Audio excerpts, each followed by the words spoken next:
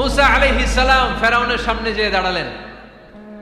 ফেরাউনের জাদুকররা বিশাল বড় বড় বাঘ বানালো, সিংহ বানালো, সাপ বানালো।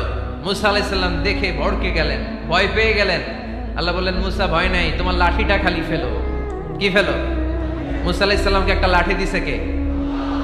লাঠি ফেলার সাথে সাথে মুহূর্তের মধ্যে হাইয়াতান তাসআ, বিশাল এক অজগর সাপ। এই বিশাল অজগর সাপ ফেরাউনের জাদুকরদের বানানো সব বাঘ, ভাল্লুক, সিংহ আর সাপগুলো রেখে বিশাল ফানা ধরে আছে। আর সাপ বলতে শুরু করেছে, আর কি আছে নিয়ে আয়। সুবহানাল্লাহ কইতে পারলেন না? এই দৃশ্য দেখার সাথে সাথে ফেরাউনের রাজপ্রাসাদের সামনে যতগুলো জাদুকর ছিল, কোরআন বলে ফাউলকিয়াস সাহারাতু সাজিদিন। এই দৃশ্য দেখা মাত্রই ফেরাউনের নিয়ে আসা বড় বড় জাদুকরগুলো মুসা আলাইহিস সালামের সামনে দাঁড়িয়ে আল্লাহর জন্য সেজদায় লুটিয়ে পড়েছে। ফাউলকিয়াস সাহারাতু সাজিদিন, সেজদায় লুটিয়ে পড়ে ঘোষণা দিল, আমি ফেরাউনরে মানি না, আমি কোন নাস্তিককে মানি না, আমি মুসার রব, হারুনের রব, বনি ইসরাইলের রব, আল্লাহর জন্য সেজদায় লুটিয়ে পড়লাম। চিল্লায় পড়েন আল্লাহু আকবার। মুহূর্তেই এক সেজদার কারণে তাদের নসিবে হেদায়েত দিয়ে দিয়েছে কে?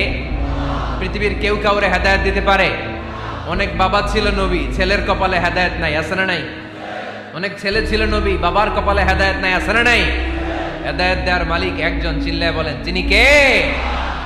একটা সিজদা, একটা সিজদা, একটা সিজদার আদেশকে অমান্য করার কারণে ইবলিস জাহান্নামীদের সর্দার। চিল্লায় বলেন ঠিক কিনা?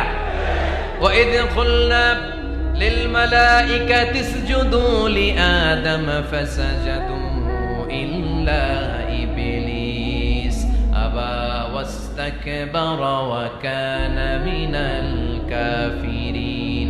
আল্লাহ বললেন, ও ফেরেশতাকুল সবাই আমার আদেশ মোতাবেক আদমকে সেজদা করো। সবাই সেজদা করলো, একজন ছাড়া, সে কে? আরো জোরে বলেন। অস্বীকার করলো, ওয়াস্তাকবার, অহংকার দেখালো, ওয়া কানা মিনাল কাফিরিন, কাফেরদের অন্তর্ভুক্ত হলো, জাহান্নামীদের সর্দার হলো। কয়টা সেজদার আদেশ? আওয়াজ করে বলেন, কয়টা সেজদার আদেশ অমান্য করছে? সেজদা কয়টা দেয় নাই?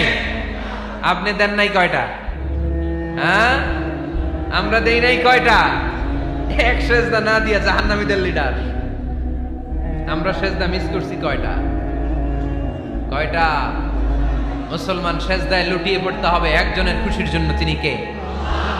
তাহলে কোরআনকে যে প্রশ্ন করেছি, কোরআন সব উত্তর দিয়ে ফেললো। কোরআন আমাদেরকে জানিয়ে দিল